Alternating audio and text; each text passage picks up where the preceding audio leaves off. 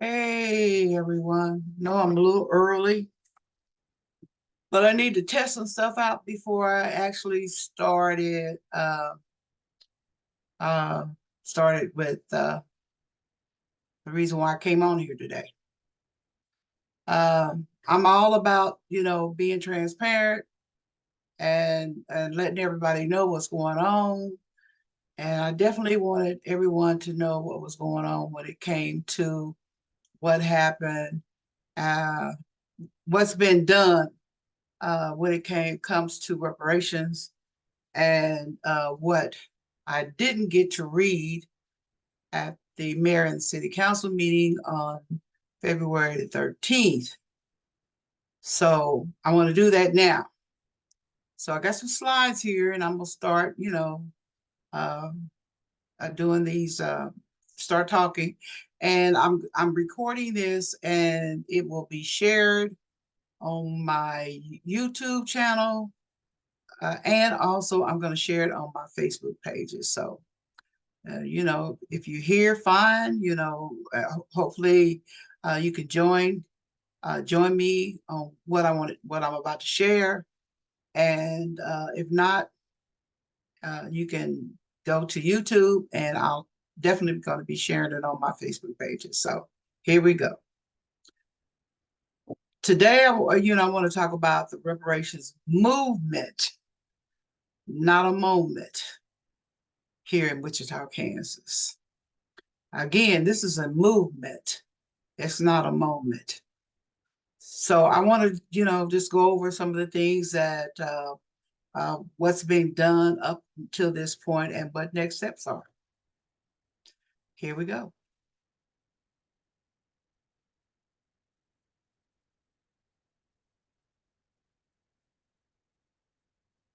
Okay, now come on.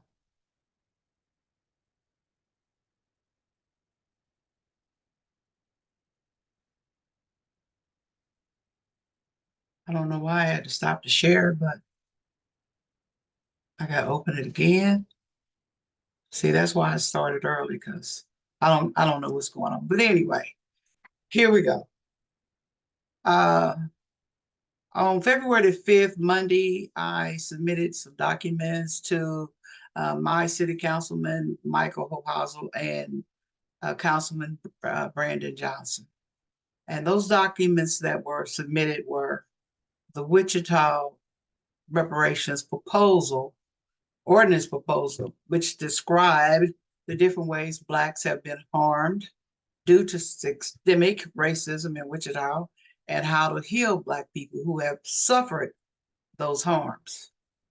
I also submitted an added addendum, which would propose resources needed to create a budget for a commission on reparations. And it would be like uh, commission staff, public awareness campaigns, research and data collection, community engagement programs, legal and policy analysis. The policy part should be specifically targeted toward Black people. Financial resources for reparations, administrative cost, monitoring and evaluation, collaboration with stakeholders, allocating resources for archiving historical documents, testimonies, and records related to the Commission's work for transparency and accountability, technology and infrastructure.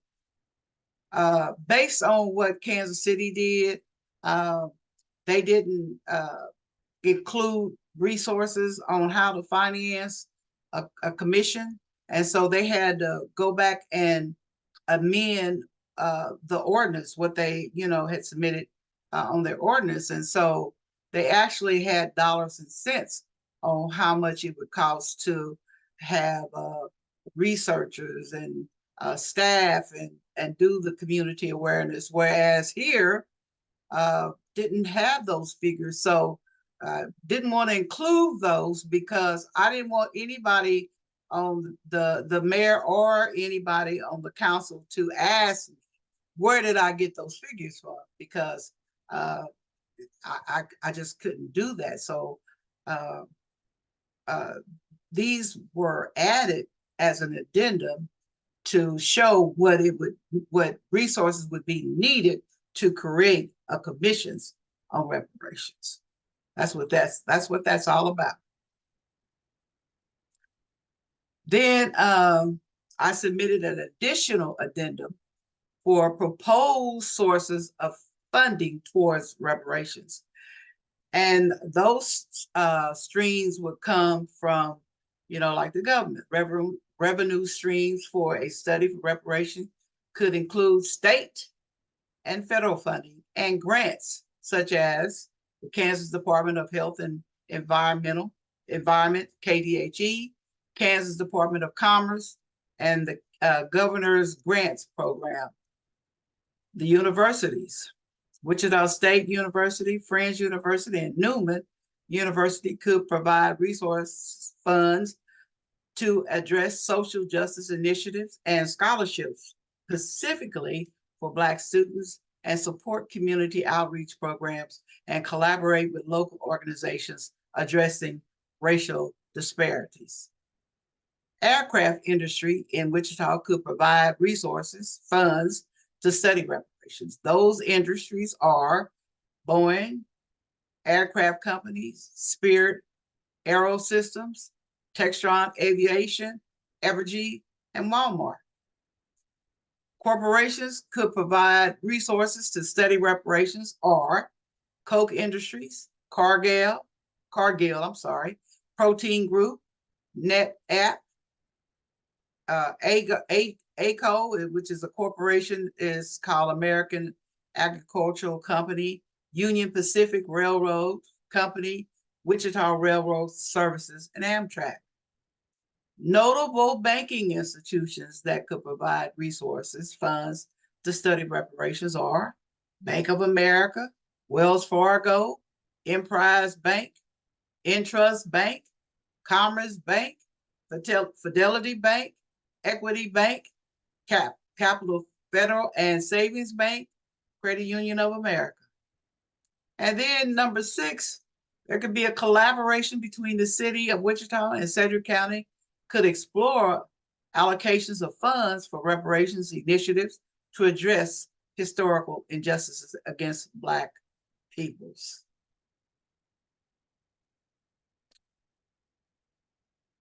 Per those resources, Governor Kelly's office could allocate state funds for comprehensive educational programs, including scholarships and vocational training initiatives targeted at the Black community, support legislation promoting equitable hiring practices and diversity in state institutions, allocate state funds for direct financial assistance programs providing grants or stipends to individuals from the Black community to address economic disparities.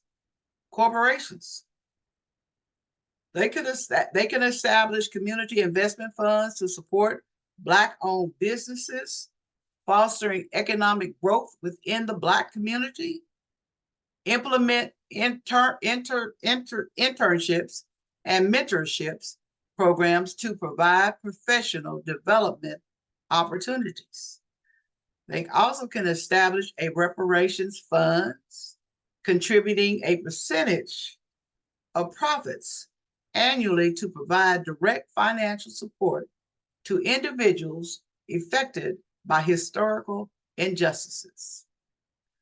Banking and credit unions, they can develop affordable housing initiatives and low interest loan programs to address historical disparities in home ownership.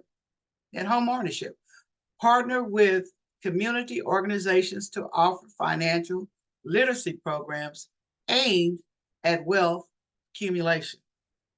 And create low interest loan programs specifically for Black entrepreneurs, encouraging business development and economic empowerment. Universities and colleges could expand scholarship programs and create mentorship opportunities to increase access and representation for Black students. Collaborate with local schools to enhance educational resources and support systems for Black students. Establish scholarships with financial assistance tailored to the needs of Black students, covering tuition, books, and living expenses. Collaboration between City of Wichita and Sedgwick County. They can invest in infrastructure projects that benefit underserved neighborhoods, focusing on improvements in transportation, parks, and community spaces. Work together on job creation initiatives, promoting equitable employment opportunities and career advancements. Allocate a portion of the budget to a community reparations fund, focusing on initiatives that directly benefit the economic well-being of the Black community. Combining these approaches ensures a multifaceted effort to provide monetary restitution, addressing the financial impact of historical injustices on the Black population in Wichita, Kansas. This is something I couldn't finish reading when I was at the city council meeting. I only had 5 minutes. And so once your 5 minutes is up, that's it. So I was asked by my city councilman, Michael Hohauser, that anything that I had that I wanted to read and couldn't, to send it to him, and he would make sure that the other council people and the mayor would get it. And this is what I did.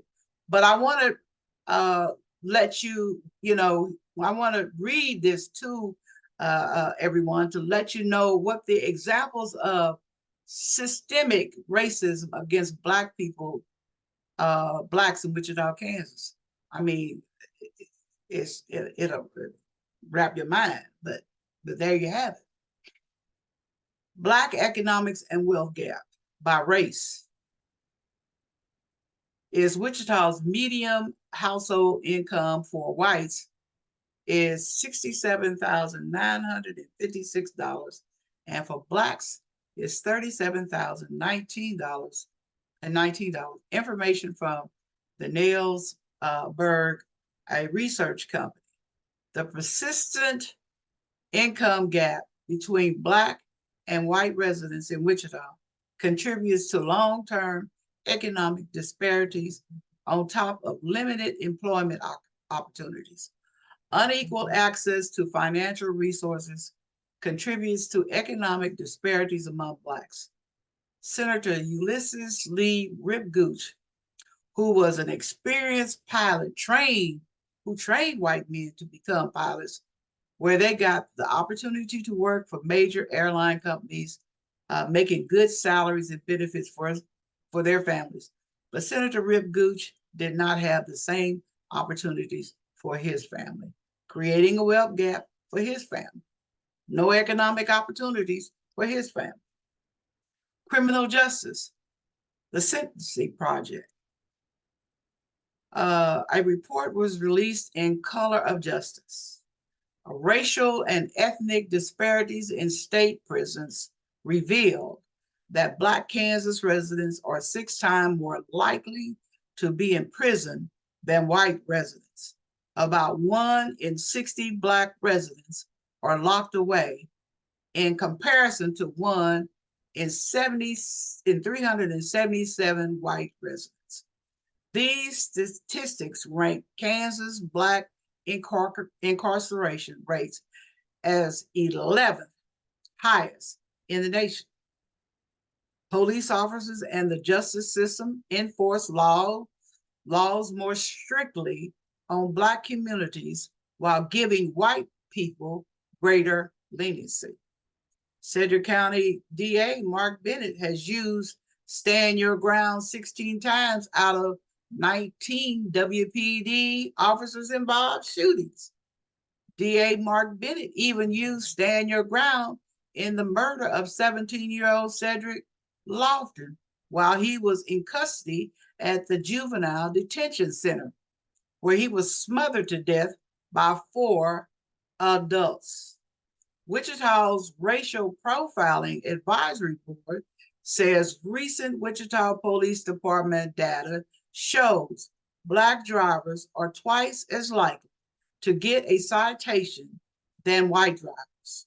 Wichita police officers between 2016 and 2018 found that Black drivers are twice as likely to get one or more non-moving violations during each traffic stop. In Kansas, Black people constitute 7% of state residents, but 21% of people in jail and 28% of people in prison. That's horrible. Come on, y'all.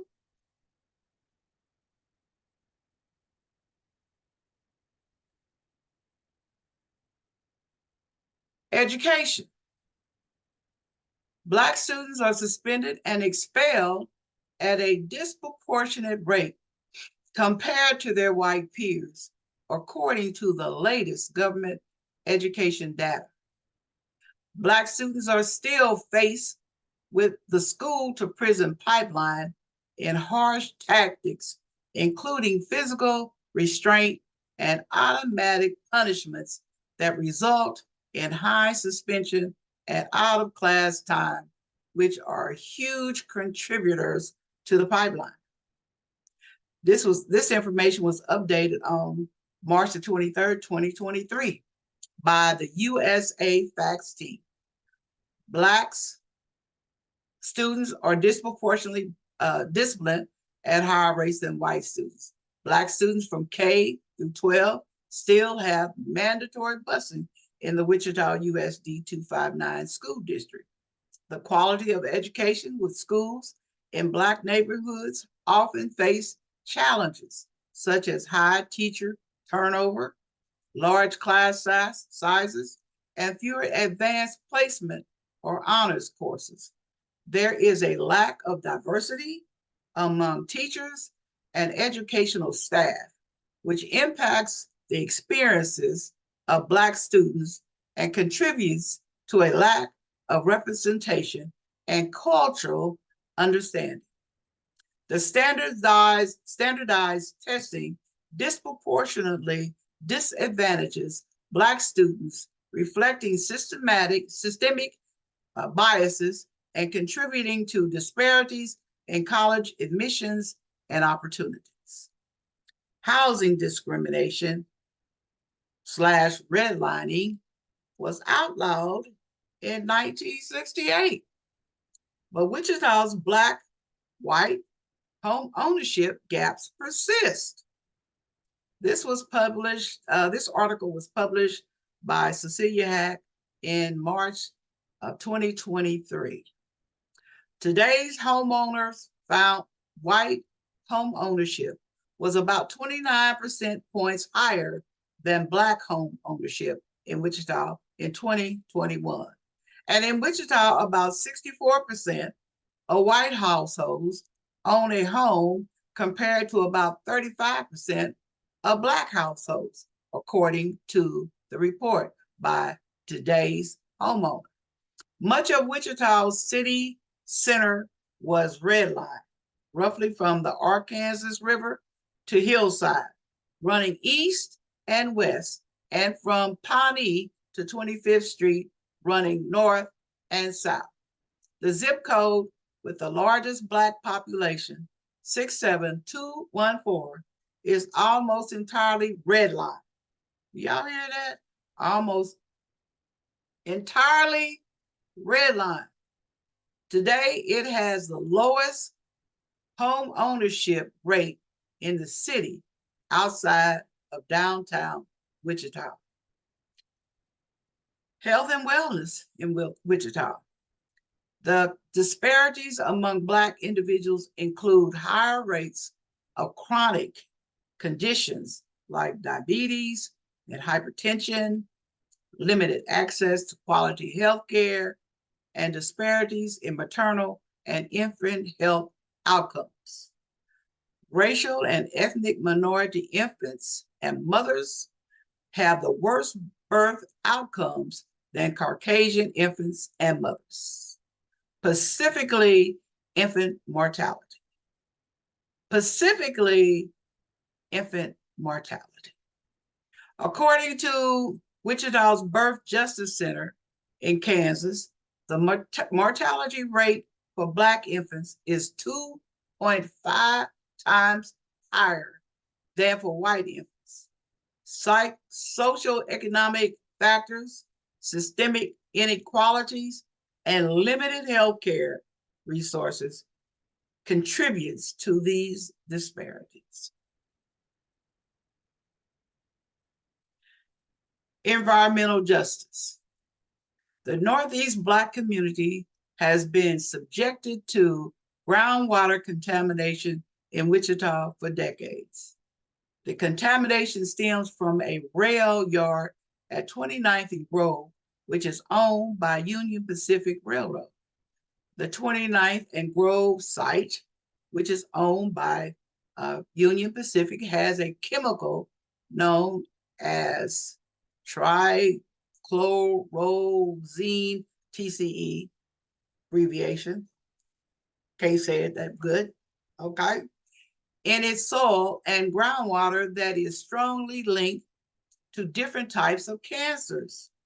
In 2007, groundwater concentrations of the chemical at the site reached 86,000 times the standard set by the Kansas Department of Health and Environment, KDHE. Y'all hear that? 86,000 times, twice the standards set by Kansas Department of Health and Environment? What's going on, y'all? And this has been going on for decades, okay? Contaminated groundwater also extends in a 2.9-mile long plume south of the rail yard site, all the way to Murdoch Avenue. This runs through many historically Black neighborhoods northeast of downtown Wichita. There was a dark day downtown Wichita. There was a dark day on the streets of North Piatt neighborhood. A deadly crash happened on January 16, 1965, destroying a dozen homes and killing about 30 people and spilled around 31,000 gallons of jet fuel, covered the area with flames and smoke. The community is still healing, according to the documentary film, The Silent Cries of Unheard Ghetto Children by Dr. Kevin Harrison, Ricardo Harris, and Kenneth Hawkins. The documentary describes how racism and segregation affected recovery for people in the neighborhood. Inadequate aid and services have limited the healings for those residents. Broken foster care system. Overrepresentation. Black children are overrepresented in the foster care system due to systemic biases, leading to higher removal rates from their families. Placement instability. Black children experience frequent placement changes, disrupting their sense of stability and making it harder to form lasting relationships. Culture insensitivity. The system lacks cultural competence, resulting in placements that don't consider the unique cultural needs and identity of Black children. Limited resources. Insufficient resources, both financial and emotional, should be allocated to support Black children in the foster care system. hindering where it's hindering their overall well-being. Educational disparities. Black children in foster care face educational challenges, such as frequent school changes and inadequate support, negatively impacting their academic outcomes.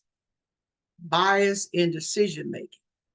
Systemic biases influence decisions regarding unification or adoption, leading to unequal opportunities for Black children compared to their counterparts.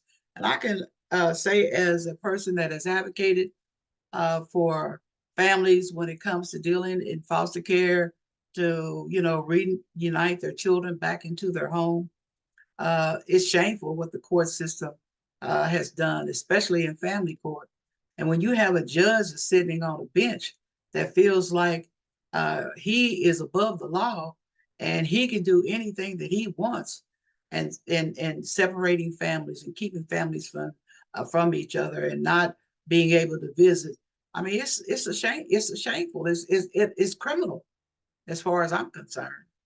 And you have grandparents and parents that have been overbearing, burdened with all these tax court orders. I'm sorry, tax. I'm thinking taxes. All these court orders that they have to follow, where they're setting them up to fail from the jump, because the families are already burdened with not having funds to do the things that they need to do in their normal lives. And then you put all of this court orders on them to go. They got to go here. They got to go there.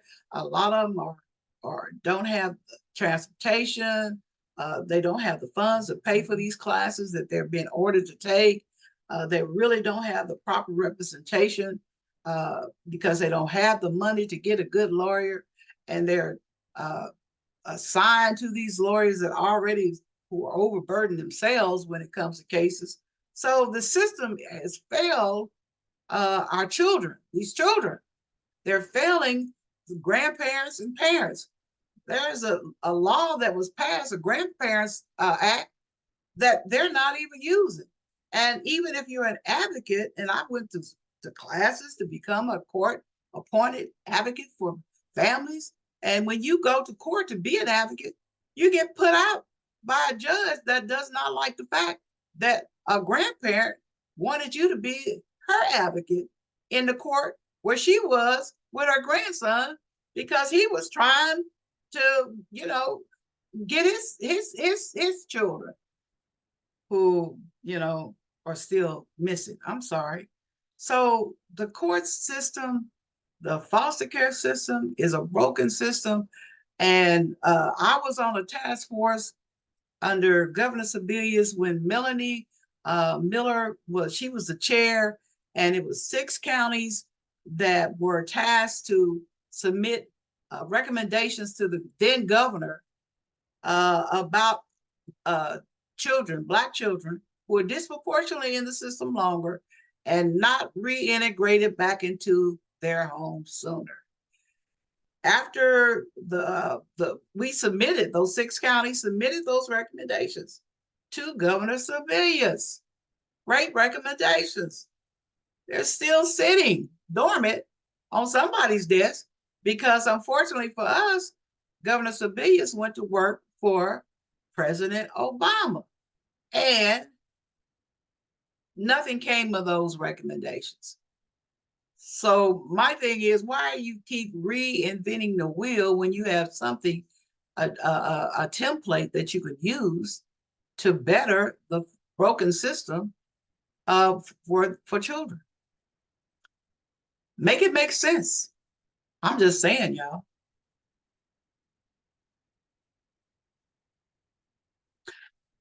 Voter suppression. On June 25, 2013, the United States Supreme Court held that it is unconstitutional to use the coverage formula in Section 4B of the Voting Rights Act to determine which jurisdictions are subject to the preclearance requirement of Section 5 of the Voting Rights Act. Shelby County versus Holder. That's where that comes from. So they done gutted the Voting Rights Acts, y'all. And they want to gut it some more. They just want to take it all away. So when people say, oh, you know, you got voting rights, you got this, you got that, we didn't get anything because the Supreme Court has gutted it. And as far as affirmative action is concerned, that benefited white women. It didn't benefit us. Okay. In Kansas, Senate Bill 366 would prohibit counties from sending applications for advanced ballots to registered voters unless specifically requested. So not only do we have the Supreme Court jacking with people's voting rights, Black people, we got the state of Kansas. Those Republicans trying to do the same thing. These applications must be filled out and sent into county election offices within a certain time frame to receive a mail-in ballot. Senate Bill 344, dealing with advanced voting, would require a voter identity verification form to be attached with advanced ballots. House Bill 2512 would cut down on the state's early voting window. The suppression of Black voters' rights in Wichita has significant consequences. It undermines the principle of democracy, diminishes political representation, and perpetrates systemic inequalities. This leads to marginalized voices being excluded from decision-making processes, hindering progress towards a more inclusive and equitable society. And you know, people need to stop talking this crap about my vote don't count. Why vote? My vote don't count. Well, if your vote didn't count, why do you think that they are enacting laws all over the country to suppress your right to vote? If your vote didn't count, you need to understand how important your vote really is. And if you don't vote and you get the wrong people in there represent you, then stop complaining about what somebody ain't doing for you because you decided to stay at home and not vote. It's about being engaged, informed, and empowered. And some of us need to go back to classes on how the executive office really, you know, how it runs.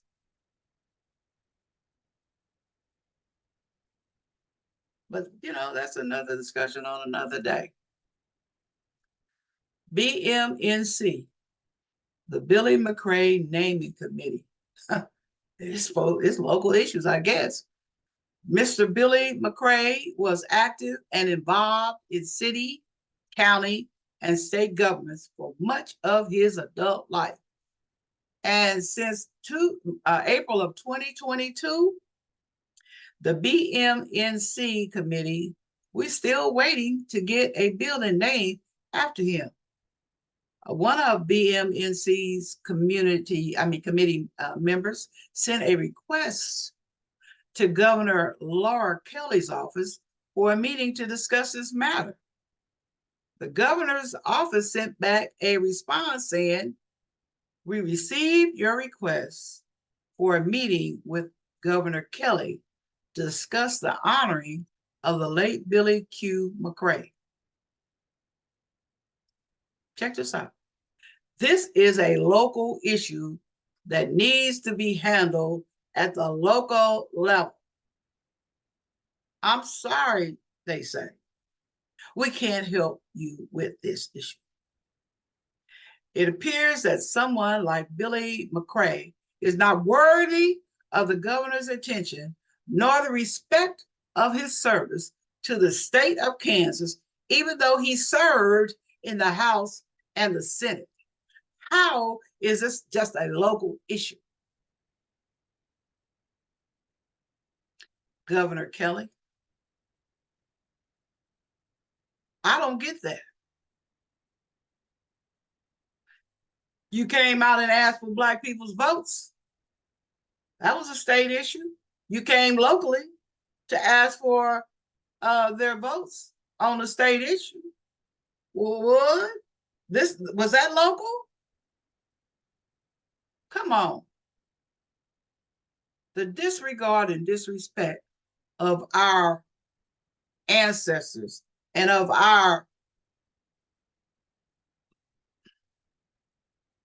the people that deserves to be honored, that spent a lot of their lives working and advocating for the people. But it's a local issue.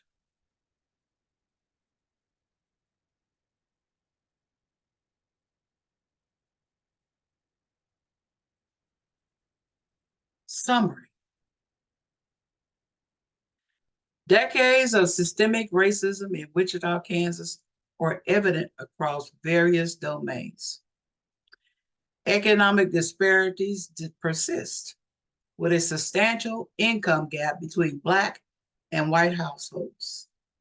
In criminal justice, Black residents face disproportionate imprisonment rates and racial profiling, contributing to the troubling statistics. Educational challenges, including disparities in discipline, mandatory busing, school closings, and limited resources, perpetrate inequalities for Black students. Housing discrimination and redlining, though outlawed, still result in significant home ownership gaps. Health disparities, environmental injustice, and broken foster care systems further compound the challenges faced by the Black community. Voter suppression and the struggle to honor individuals like Senator Ulysses Lee Rip Gooch and Mr. Billy McCray underscore the ongoing fight against systemic racism in Wichita.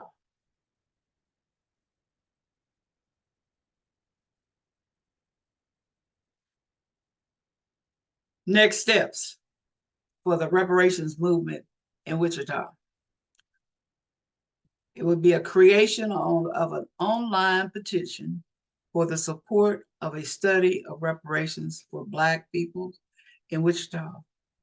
This petition will be sent to communities, churches, and local organizations while we are waiting to see what the mayor and the city council will do with the ordinance. I forgot to say that Councilman Brandon Johnson did say when he emailed me on February the 5th that the proposed ordinance looked good.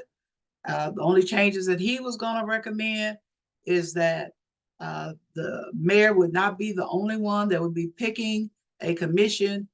Each council person would be able to choose as people on that would serve on the commission as well. And so that's what I, wanted to talk to everybody about. I want to be transparent when it comes to what this movement is all about. I'm hoping that there's more support that will garner when it comes to this movement. Believe me, I'm not doing this by myself. People want to say, oh, you're doing it by yourself. No, I'm not. I can't do all this by myself. I have support, and not just here in Wichita, but we have support across the country. I want Wichita to be just like all the other cities that have taken it upon themselves to create a study to do reparations, like Kansas City, Missouri, like Asheville, North Carolina, like Massachusetts, Rhode Island, like the state of New York. The governor last year, she signed a bill into law to study reparations for Blacks there.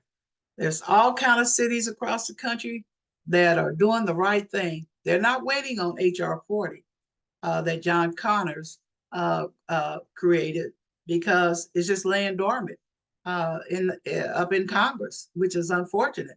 I wish that our President Biden, would do an executive order and say, "Hey, this has gone on long enough.